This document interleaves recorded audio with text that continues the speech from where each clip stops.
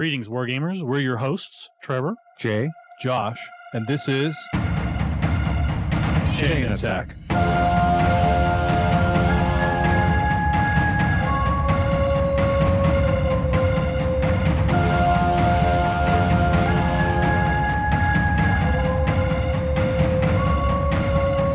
Chain Attack is sponsored by Discount Games Incorporated. Discount Games Incorporated specializes in customer service, low prices, and prompt shipping. You can find our web store at www.discountgamesinc.com.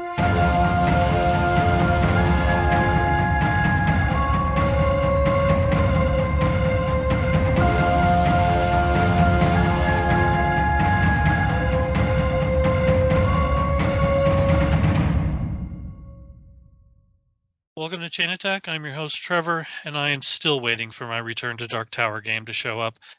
And if you're in the Facebook group, you know that because everyone is saying that every day. I'm Jay, and I'm still the Kickstarter I'm most grumpy about is Frosthaven because Fair. I backed that one as a retailer.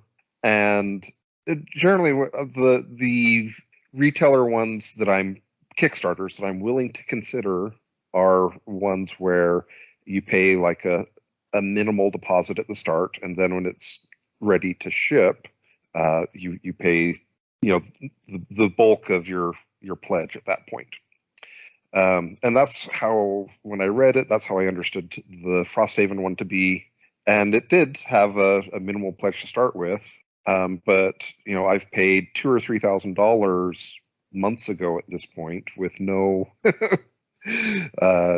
shipping date in sight, as near as I can tell. So I'm a little bit grumpy that they collected the final payment so early. So on the Return to Dark Tower thing, there was two groups. There was the people who just backed the game, and then there was the people who backed the game at like full level, where they got all of the expansions, they got all the added extras or whatever. Well, the way the ships came in to the Savannah, Georgia facility where they're being shipped out from, the games arrived much earlier than all the rest, and then the add-ons arrived like 3 weeks later. Well, what happened was Quartermaster Logistics, who does a bunch of shipping for Kickstarters for lots of different companies, they shipped all of the games out that were just the bare games to all of those backers. Yep. And then they basically got their queue got screwed up because the remainder of the stuff didn't show up. So they basically put the remainder of the stuff, all the backers who spent the most money got put at the back of the queue. Yep. And then there was like 2 months of shipping with Quartermaster Logistics before they're like, oh yeah, okay, now Return to Dark Tower is back into the queue. And so like some people have had their game literally for a month at this point, and all of the people who spent the most money have gotten nothing. The funny thing is they told us when they started to back up that it was going to be that there's a lot of backers. It's going to be several weeks long process. And so they just barely started shipping them maybe 4 or 5 days ago, maybe 6 days ago. And so a few people are starting to get their packages now, but we're really only a week into this 3 to 4 week long process. And every day in the Facebook group, there is 4 or 5 people posting, I haven't gotten mine yet. Has anybody else gotten theirs yet? And everyone's just like, it hurts my brain. When they start shipping, they don't all immediately go out, folks. It takes time. Well, I am Josh, and since we three geeks are actually talking about board games, I will mention that it's not Kickstarter related, but I think I am about ready to seek out from Discount Games Incorporated the Micro Macro expansion. Dang it, what's the expansion called, Jay? It's like Micro Macro House Party or something like that. Is there an additional expansion or the Full House? Yeah, it's called Full House, right? Crime City Full House, because we have almost beat all of the crimes now in the original game. Oh wow, that's impressive. Yeah, we've had a lot of fun with it just this past couple of weeks. So is it one of those things where you You probably couldn't replay it, but it's not like a legacy game in that you make changes to the game, right? It's not. Yeah, it's not a legacy. But you're gonna know where stuff is. Like so. Right. Depending on how much of an old man you are and how much your memory fades. Like I've had fun. We've had a few crimes replayed in our house, right? And it's been fun to watch people who didn't do it originally play it and just see how they interact with it. You know what I mean? Because the original version that you're talking about is not easy to find right now. Oh, is that right? Yeah. So I was wondering if I could borrow it from you when you were done. But oh heck yeah. Because I was gonna say Full House it's a whole different map from what I understand. Yeah, it is. Mm-hmm. Yeah. You could start there if you wanted. Like if you were interested, I've thought about it. I thought about going out and buying them, but you could start there pretty easy. Yes, I think so. Yep. That's my brief board game report. So this isn't really related to gaming per se, other than it did come up in my Twitter feed, and when it's put this way, it kind of made me chuckle or something. But there was an NFL player who bet $1,500 on a game, and so he received a year suspension because of it, at least a year suspension. Was this a game he was involved in? No, I don't believe so. Okay. And I think he had taken a mental health leave of absence, and so it was even So he wasn't even playing at the time? I believe so, yes. And Yeah. he got and so then he was the framing that I saw of it that made me like, oh wow, was this is probably the worst gambling loss ever, because he bet $1,500 and lost $10 million, because they were counting his wages lost in the next year. But it was kind of funny to me that the NFL is very everything is sponsored by FanDuel, and everything is gambling, and then someone bets on a game that they're not playing, and it's Apocalypse Now. We're very concerned about the integrity of the sport, et cetera, et cetera. So amazing. All right, well, we're going to talk about the Iron Kingdoms RPG, and by the time this is live, I should have, actually I think probably now, the books for the Iron Kingdoms RPG are individually available on discountgamesinc.com. They are not going to be available for very long, because I think that Predator Press is almost sold out of this print run. So get it while you can. So I purchased these books through Jay, who purchased them via the Kickstarter using a friendly local gaming store backing. The retailer option. Yeah. And so I was capped at I could only get 3 copies of it, which is kind of weird and unusual. Oh, really? I didn't know that. Yes. Okay. The most I could get was 3 of everything. So let's just I don't know if we want to talk about the Kickstarter at all, but I'm just going to mention I want to go through other books. I want to talk mainly about the main rules, the main rule book. But the Kickstarter came with more than just the main rules. It came with an adventure for characters of levels 1 to 4. And this is for those of you who don't know much about the Iron Kingdoms or this current version, this is a 5th edition D&D OGL style setting that you would play with 5th edition rules. And real quick, let's pause, and some people might not be aware of this, but way back in the dark annals of time, in 3rd edition D&D, they had the open gaming license where people could create products that were intended for D&D, and they could make their own settings and sell them, etc. Right? And so the market went freaking nuts. Yeah, there was there were tons of products. Yeah, 1990, what was it, 99, 98, until 2000, I don't know, 2005. It just felt like every time you'd walk into the store, you'd just get blasted with every product under the sun set up for OGL licensing for D&D 3 and 3.5. Yeah, and there were a lot of them that were pretty low quality products that had flooded the market. Yes. Oh, yeah, that is very much true. But the way that Privateer Press got its start was by putting out the Witchfire trilogy adventures for the Iron Kingdoms campaign setting for D&D. And so that was kind of the start of Privateer Press.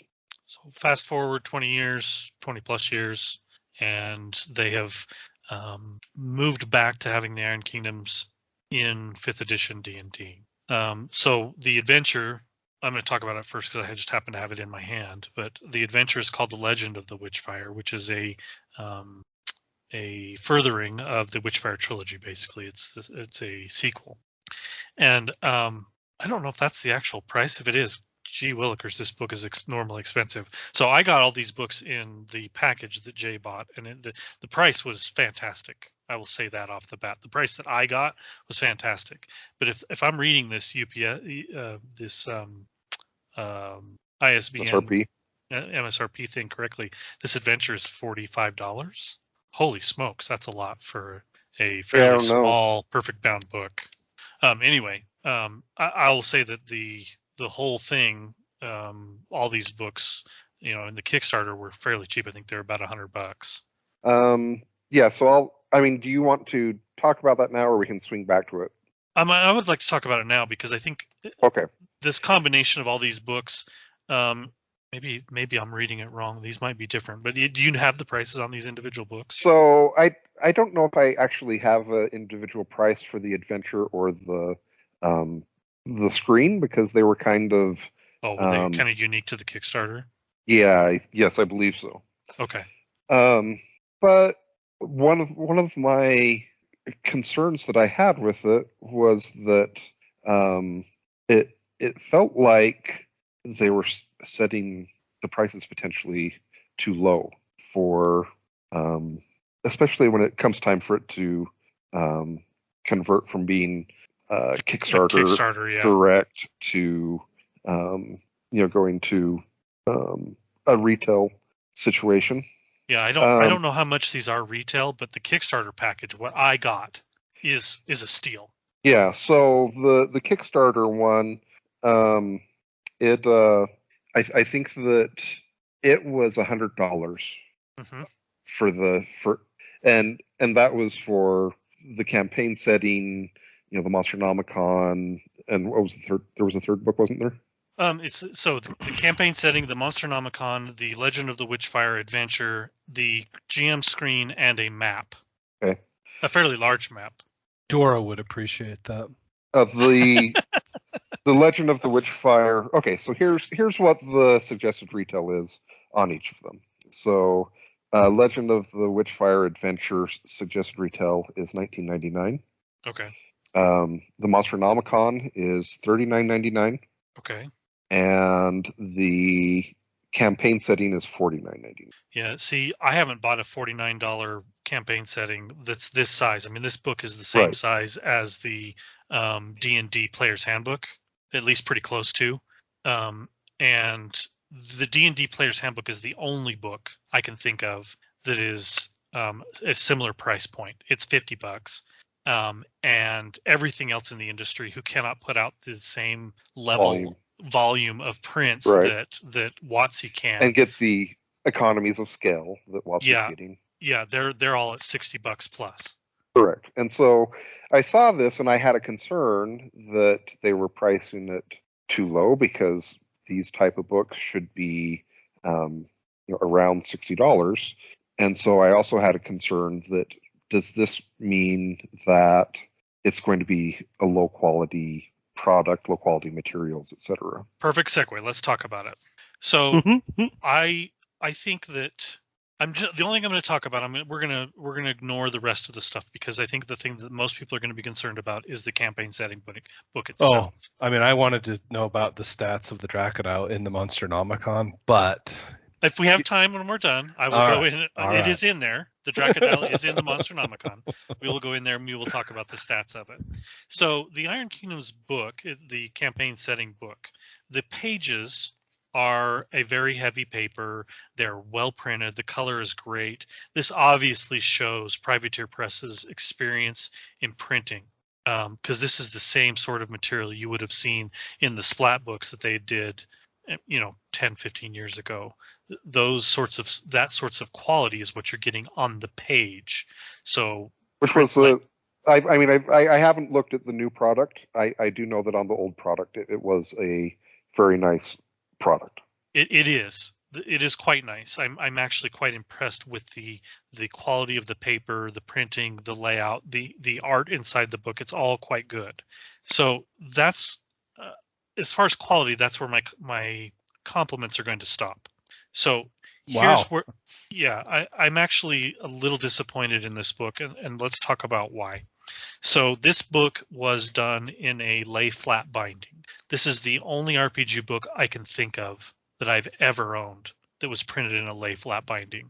So if you don't know what a lay flat binding is, it's where where the papers in the back of the binding are glued together. It's not glued to the spine. It's actually free floating, so that when you open the book, it moves away from the spine and lays flat. I hate it. Well, it is a nice thing for things like cookbooks and other things, but the truth is in an RPG book where you do want it to lay flat, I mean, truthfully, you would like it to lay flat, but it doesn't hold together. So, well, because you move back and forth in an RPG book a lot more than any other book, don't you? You do. I've like I said, this is the only RPG book, and I have copious amounts of books on my shelves. This is the only lay flat binding I have ever seen. In fact, when I first picked it up, I thought the binding was broken. Mm. And when I got looking at it, I noticed that the Monsternomicon is also lay flat binding. It is done the exact same way. So, which for a nice book that you want to put out on your coffee table and have art in it or whatever, an art book, it's a great choice. For an RPG book that gets opened and closed repeatedly over and over again, it is not a great choice. And I'm very disappointed they chose to do this. I just don't think this book is going to hang together for very long. So I've had from my friends who have backed the Kickstarter. Mm-hmm. I've had more than one who said that they had to, when they received their backing, they had to contact Privateer Press because the spine of their book was already broken before. Mm-hmm. Oh yeah, this is not going to last long. One of the things that I think they maybe, and I'm not a binding expert. I'm more of I would even hesitate to call myself an RPG expert, but I certainly have a lot of RPGs. One of the things that I would have hoped for or wanted had they decided to make this, like if they were dead set on making it a lay flat binding, I would have preferred they had done it more like the D&D perfect bound books, which is the other style, where it's actually glued to a cloth or to the back of the binding. And when you open it, it causes the pages to kind of roll up high. In the player's handbook for D&D, and I realize that this is kind of I'm holding up the flagship book and comparing it to that, but the flagship book has a cloth piece that sits back behind all of the perfect bound pages. So the glue that holds all these pages together is also glued to this cloth binding, and that is a common thing in books of this size, not just RPG books, but many books. But it's super common in RPG books. I would have wished if they would have went with this lay flat binding that they would have kept the cloth in there and just not had the other side of it glued to the binding. You know what I mean? I don't think that makes it better per se over the long haul. I still think the book falls apart, but at least I think it holds it together longer than what they've done. I mean, you made that comparison, and I think that it's a comparison that is natural to make because it's comparing it to books that you have to use this book. And so I don't know. I think that's what people are going to have as a natural comparison. Well, and if you take the Privateer Press Iron Kingdom's previous edition, the core book from there, that's what you got. You got a book that actually they did a lay flat binding in that one, but they did it with I did not notice that. Sorry, I went and grabbed it off my shelf because I was wanting to compare. So the previous RPG from Privateer Press had a lay flat binding in it, but they used the cloth in it that they did not use this time.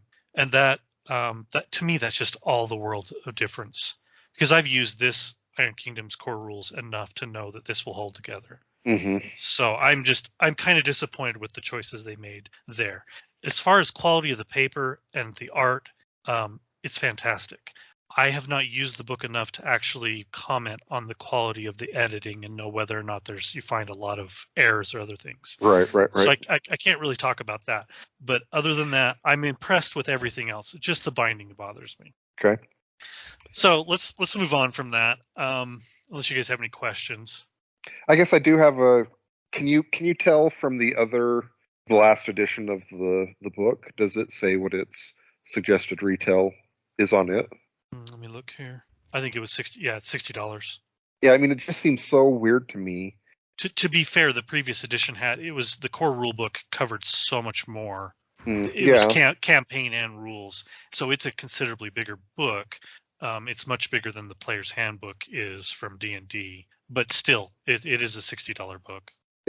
It's so I said that it was $49.99 for the other one. So it just seems kind of weird to me that you go to a new edition and the price goes down. Like even if it had just stayed the same, it would make a little bit more sense to me. But I would have happily paid $10 extra to have a cloth backing on the back of this lay flat bind. Right. So, anyway, so let's talk about the RPG itself, the campaign setting, and how if it does what I think they set out to do. So I really did enjoy the previous edition of the Iron Kingdoms RPG. I know that maybe it wasn't quite as popular as they wanted it to be, but among people like us who played a lot of War Machine, it felt comfortable. It was something that, just felt like another glove that we could throw on or another hat. There was, some differences in the rules clearly, but I thought it was really well done. But I think that at the end of the day, it was hard for me, I have a lot of friends who play a lot of RPGs, but they don't know anything about War Machine. Trying to get them involved in an Iron Kingdoms game was not easy. Okay. Because they don't know anything about War Machine. Because the 2d6 system was unusual to them? All of the above. They don't know much about War Machine. They don't know a lot about the setting.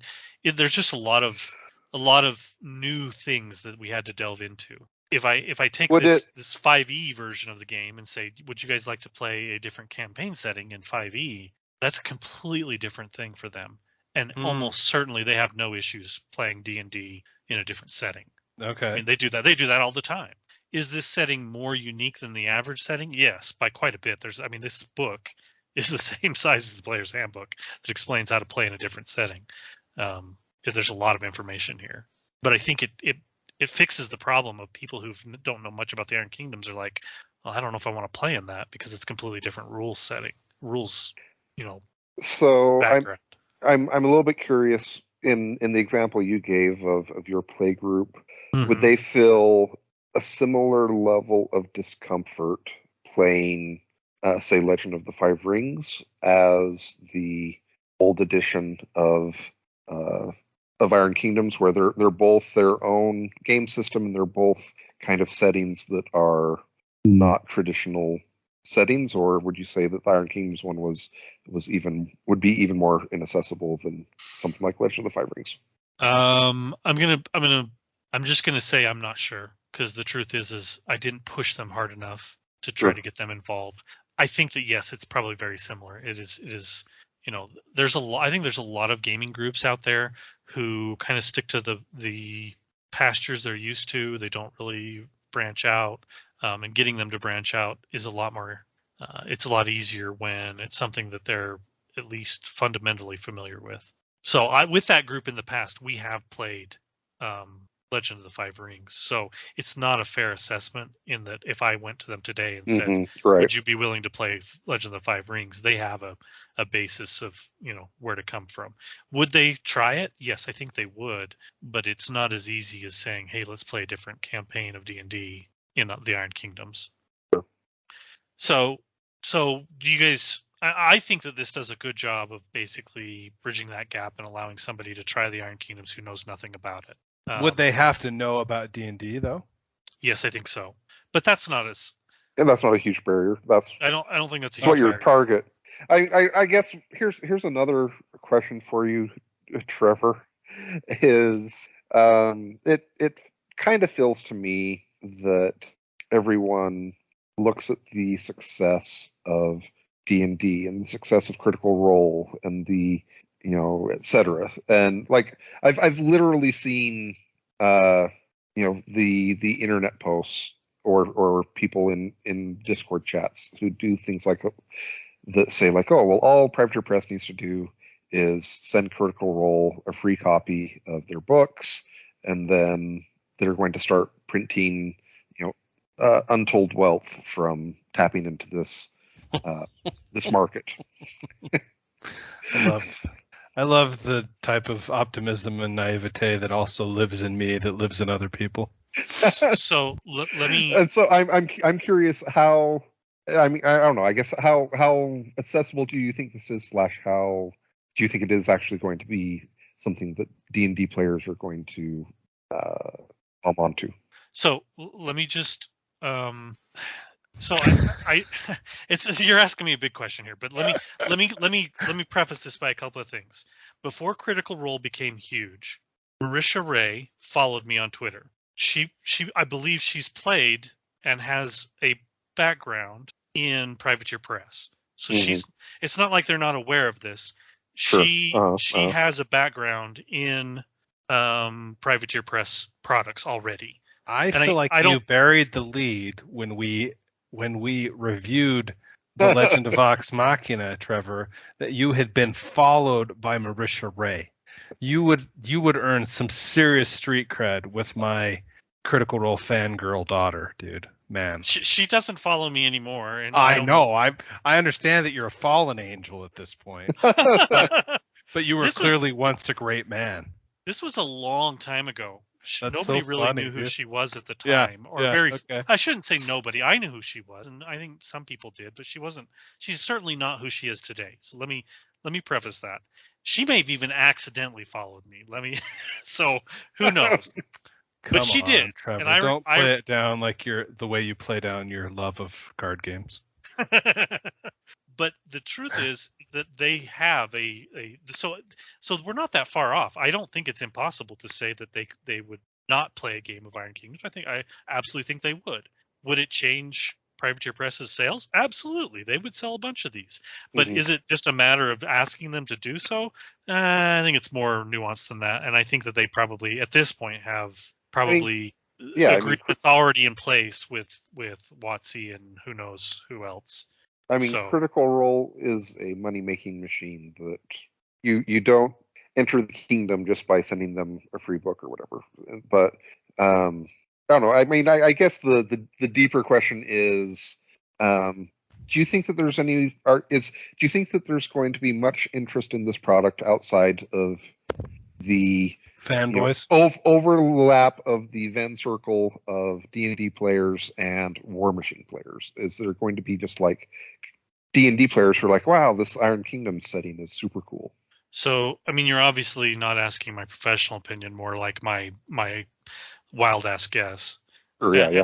I think that it does. If you can get local gaming stores to actually put this product on their shelves, and if somebody walks in and says, "Ooh, like," if they look at the cover art, it looks nice. Yeah, I think you're going to get people who play D&D but want a new settings, try something new. I think they're willing to look at this book, and maybe the idea of the price point that we've already talked about is how you get them over the edge. I do think that this is a book that people would pick up and take home and try that don't know anything about the Iron Kingdom. Okay. So you can continue on for me derailing you. So the first section of the book is really just an explanation of the Iron Kingdoms. It takes up, roughly 60 pages, kind of explaining, what Ios is, what Signar is, what Crix is, etc. And this timeline is after the invasion of the Infernals. Is that accurate? 5 years after. This is post-Infernal. Okay, that's cool. Post-Infernal. That is correct. It is. Thank you for asking that, Jay. The somewhat ruins of post-Infernal invasion, but also pre-Riot Quest, right? Yes, much pre-Riot Quest. Riot Quest is heavens. hundreds of years in the future. Okay. And that's not really true. I thought Anyway, it was. Because isn't No, Riot because Quest it's- essentially why- the multiverse? yes, Yeah. Riot Oh, Quest is kind gosh, of the multiverse. This and is not a All path. right. I hate All that right. game so much. I'm All right, Fiora. Fiora 4 did not gain immortality. She's just one of the potential multiverse I planets. hate everything conversation. That's fine. Anyways, to go back to it, and part of the reason, the name of the core book, my understanding is Iron Kingdom's Requiem. Is that correct? That's correct. that's- Yes. And that's because of it is set 5 years after the Infernals invasion. So the next part of the book goes into character options, and one of the things that I'm going to talk about that I think is a fantastic idea, and I don't know if they came up with it as far as D&D is concerned, but it's the first time I've seen it, and that's that you get to pick what they call an essence to begin the game, and that essence. So in normal D&D, if you pick a race, and then you get a attribute bonus based on that race. They're basically sidestepping that and saying that's somewhat, for lack of a better term, it's a little bit racist, stereotypical, and they're saying, we're going to skip that. We're going to have an essence. You pick your essence and then pick your race. So the essences are what you expect them to be: intellectual, mighty, agile, etc., pious, gifted, etc. So you pick what type of person you are, what type of person your character is, before you pick the race. So if you want to be a gobber who has +2 strength or +2 intelligence or +2 whatever it is to build your character, you get that. There is no racial adjustments. You pick off of your essence. So if you're a strong gobber, you pick the mighty essence, and then you pick your gobber race. And I think that that's a really fantastic thing that I would actually like to see. Actually, I'm considering, if I were to do a D&D campaign today, I would consider doing that with D&D, saying, you can be a dwarf and you can have your racial traits, but your stat adjustment according to race, it's not going to be according to race. It's going to be according to whatever essence you choose. Interesting. Okay. Okay. There are some racial adjustments, but they're much smaller, and they're based on kind of the sub races of the different things, and they're really not. They're more along some of the more uncommon races, sort of the elves per se, the dwarves, etc., the trolls. But then it goes into all the different races in the Iron Kingdoms, Ogren, all the different things you can play, and it does a really good job, I feel like, of explaining and giving you options to choose from to kind of create the character that you want to create. So one of the things that is interesting is how they take all of the D&D rules and sort of morph them to fit the Iron Kingdoms, because the Iron Kingdoms, especially over the years, has grown and developed and somewhat moved away from traditional D&D tropes in many ways. I feel like, when the original Witchfire trilogy came out, it was much closer to D&D than it is today. Mm-hmm. But they add a bunch of classes. And they basically say you can play most, if not all, of the original classes from the main rule book, which I was surprised. I didn't think they would allow you to play some, like Wizard and some of the other ones that are very core D&D and very sure, yeah, and very not Iron Kingdoms per se. Then it adds a bunch of new classes. The new classes are Alchemist, Gunmage, Gunfighter, Mechanic, and Warcaster. And I do want to talk quite a bit about the Warcaster class, because I think it's the most iconic thing from Iron Kingdoms. And at face value, you'd be like, well, how is that going to fit in D&D? Because it's very different from your average D&D character. Sure. So I don't want to go into all the other classes, but I want to talk about the Warcaster for a little bit. So the Warcaster, as far as pulling it into D&D, you have a focus stat. And that focus replenishes 1 focus point every 10 minutes. And those focus points are used to cast spells, just like any of the other spellcasting classes in D&D. And it's basically 1 focus point per level. So in a given combat, if you're a fairly young, warcaster and you have a focus stat of 4 or 5, you're not going to be able to cast very much. But the class itself is still quite powerful, because they still bring in all the things you expect, the boosting. Like a Warjack? Do I expect a Warjack? I feel like I expect a Warjack. You can't have, not a Warjack. it'd be more like a labor jack. Okay. Just And it like does- If you compare that though to like let's say I have a focus stat. Does the focus stat go up higher than what we would expect in? yes, if you get to 20th Okay. level as a warcaster, you're going to get to 8. Well, I mean, 8 focus. 8 focus. that's still pretty bad compared to other D&D classes, right? It is. Yeah, you're correct. I mean, let's give an example. If you compare that to the wizard. Okay, so with a focus stat of 8, as focus stat of 8 as a warcaster, you can cast 1/8 level spell and then your focus is gone. Yes. You're out. You're done. A wizard could cast an 8th level spell, a 20th level wizard, a 9th level spell, an 8th level spell, a 7th level spell, 2 6th level spells, 2 5s, all in the same combat. Right. Yeah. But there are some things that sort of counteract that. As Josh already mentioned, you could potentially be controlling a labor jack or a war jack. I mean, at 20th level, who knows what your poor GM has done to you. You're probably an infernal by then, I'm guessing. But you can boost damage. You can boost your attack roll. You can negate damage incoming using your focus points. So there's a lot of flexibility with the focus points that a wizard does not have by default. Okay. Also keep in mind that a focus point comes back every 10 minutes. So over the course of a campaign where you're going from room to room in a quote unquote dungeon, you're replenishing throughout the day, whereas a wizard would have to take a rest. Yeah. There's obviously a lot of other things going on as well. They have feats. I don't want to call them feats. Class features that get added in that allow them to go up. But a warcaster can never cast over a 5th level spell.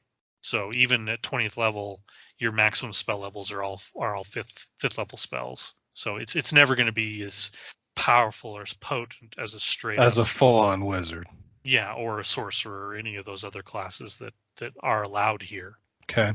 Anyway, I thought it was quite interesting. You add in the warjack element, and all of a sudden, you're quite powerful. I think as a kind of a combination warrior caster controlling class. Each of the classes that I listed there all have multiple subclasses that you can delve into that allow you to do something slightly different. For the warcaster, for example, you can be a controller, an arcanist, or a soldier. All things you've seen if you've played War Machine in various different caster types.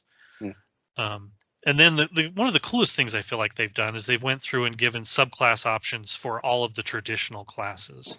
So Iron Kingdoms doesn't necessarily feel, it does feel so unique in comparison to standard D&D that I think if they had just said, yeah, you can play a bard or you can play a ranger, that it would feel a little bit off in comparison to what the Iron Kingdoms we know, especially.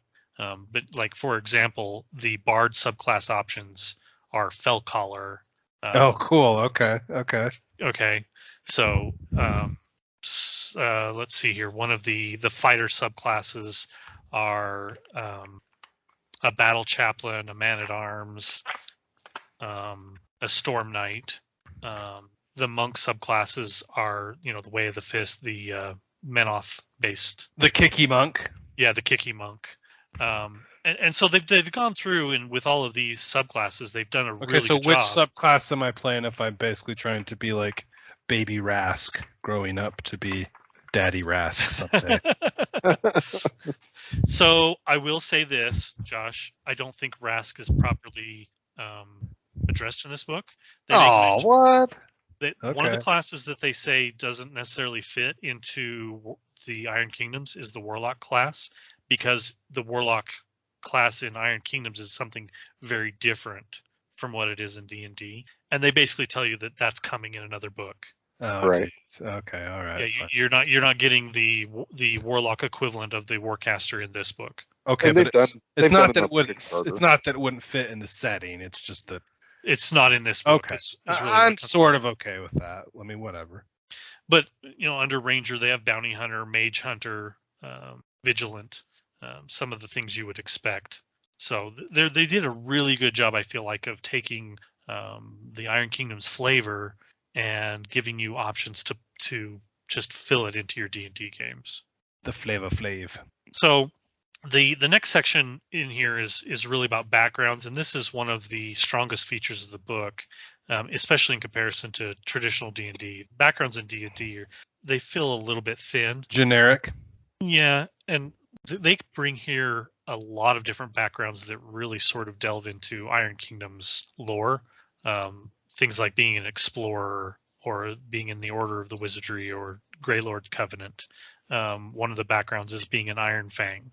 So you'd pick the fighter class, but you could be an Iron Fang as one of your background traits, which gives you like the weapon proficiency blasting pike, for example. Okay. So Knight Exemplar is another background. So they really sort of flesh out some of these iconic Iron Kingdoms character classes by adding these backgrounds to your traditional D&D classes like fighter or rogue. You can be, one of the backgrounds is Chaosi as an example.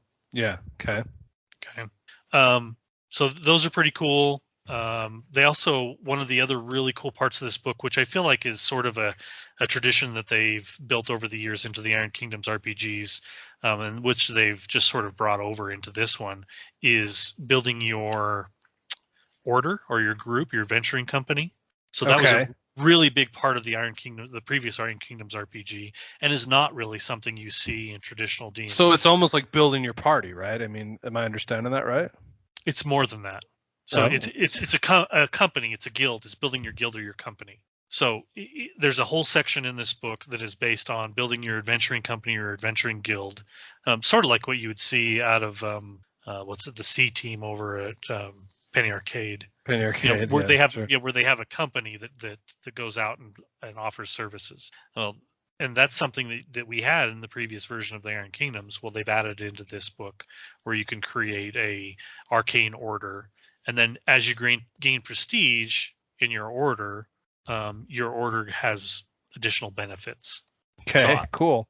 Okay, so they have a cult in here, investigators, law dogs. Stop! I mean, you had me at cult. they have a mercenary group, a pirate crew, a spy ring. I mean, there's some really cool ideas here, and certainly these are things that you could take out and customize or create your own based on this framework. But it is something that I feel like is pretty cool, and that basic D&D sort of ignores or misses. And you could obviously craft your own, but this has done the work for you. This is a mainstay for Iron Kingdoms. I mean, this was available and was part of the core rulebook for the old Iron Kingdoms RPG. So I feel like if it weren't here, it'd be missing. So we're getting close to the end of time here. I guess I'm curious on, as we wrap it up, getting kind of your closing thoughts, your final review of it.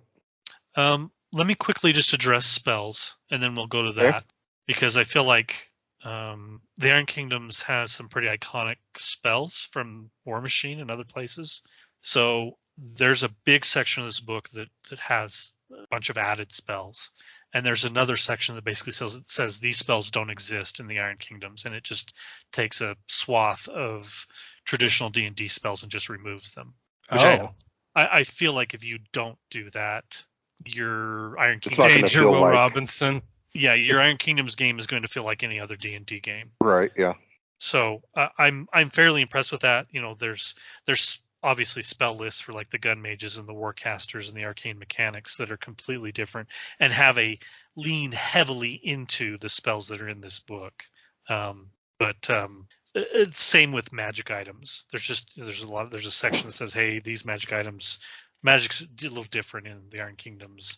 It leans heavily into the steampunk thing. It says, a lot of the stuff that you're going to have in traditional D&D may or may not even be here. So, which I think is a really good thing. It's part of the flavor of the Iron Kingdoms, and without it, I just don't think it would work well. So, my overall feeling about this is I think it does a really good job of leaving the core idea or concept of the Iron Kingdoms and translating it to D&D. And maybe I shouldn't be as surprised as I am, because clearly we've already talked about that's kind of their origin. And some of it is a little different. I mean, as an example, the Deathjack has like 350 hit points rather than a damage grid like you would in the old Iron Kingdoms that was more like War Machine. Okay, sure, I get you. You know, although the Deathjack is really the equivalent of the Tarask in the Iron Mhm. Kingdoms. In this game, he's I yeah, gotcha. he's a okay. challenge rating 25 monster that heals like 10 points a turn and casts ridiculous numbers of spells and is immune to just all kinds of things. And he is Massive danger, Will Robinson. yeah, Okay. he's by far the most powerful creature in either of these books by a long ways. So, but even if you look at like the Steam Jacks or the Labor Jacks, the number of hit points they have is quite high for good reason. You obviously you don't want a Steam Jack to just die from simple attacks or whatever. They're a little bit more than your average, bear that's following a druid, for example. Yeah, okay. So there's some things that they had to Concessions that had to be made. Yeah, there was concessions that had to be made, but I think it does a really great job of bringing the flavor over, which I think is probably the most important part. Yeah, that's cool. Does it feel like War Machine? No, but does it feel like the Iron Kingdoms? Yes, it does, and I think it does a fantastic job of it. Well, that's pretty cool. All right. Do you want the stats from the Dracodile? The Dracodile? I mean, Jay's, he's really pointing at his clock right now. But yes, I want him. I mean, if the Deathjack has 200 hit points, I just want to know how many the Dracodile has. That's all. You're gonna be disappointed, Josh. Oh my freaking heck! That's okay. I'm in a political campaign. I need to get used to, Disappointment. tears. Yes. Okay, so the first thing that I'm going to tell you, Josh, is the challenge rating on the Deathjack is 25. Okay, the Dracodile's challenge rating is 10. Scandalous. This will not. We riot. I'm passing a bill in the Idaho State House of Representatives right away. He's armor class 17. He's got 216 hit points. His strength is 24. His constitution is 24. His intelligence 3. I mean that tracks. That tracks. He's got a tail attack. He's got a bite attack. He's got a poison breath, and that's about all you need to know. He's pretty cool, but clearly not nearly as powerful. The Deathjack could like wink at him and kill him. Yeah. That's a whatever. That's funny. It's almost like in War Machine. All right. Well, thank you, everyone, and let us know what you guys think of the Iron Kingdoms RPG.